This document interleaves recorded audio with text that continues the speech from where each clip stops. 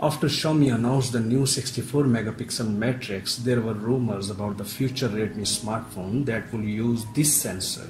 Recently, a new Redmi device with model number M1908C3IC, which uses a drop-shaped display and dual rear camera, has appeared on the site of Chinese regulator. It also has Redmi logo on both sides and fingerprint scanner on the back cover. Now we have the first real images of the smartphone, which supposedly goes on the network under the name Redmi 8A. Like the 10 images, a dual rear camera is used here, complemented by an LED flash and fingerprint sensor arranged vertically in a row. These sensors are located in the center of the device. Unlike the usual layout for Redmi on the left edge, there is also Redmi logo on the front as in the 10 images. Judging by the photographs, it is clear that at least a dark red version of Redmi 8A will enter the market. From the available images, we can conclude that the device comes with 4GB of RAM and a 64GB drive.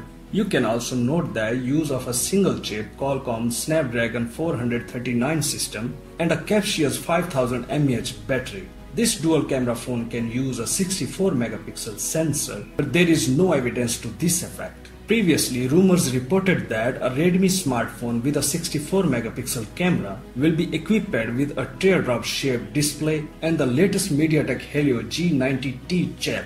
Executive Director of Redmi brand Lu Weibing recently announced that a Redmi smartphone with a 64 megapixel camera was put into the mass production a couple of weeks ago, and there will be plenty of reserves by the time of the stock is released. That's it for now. For more updates, please subscribe to our channel Science and Knowledge. Until the next video, peace out.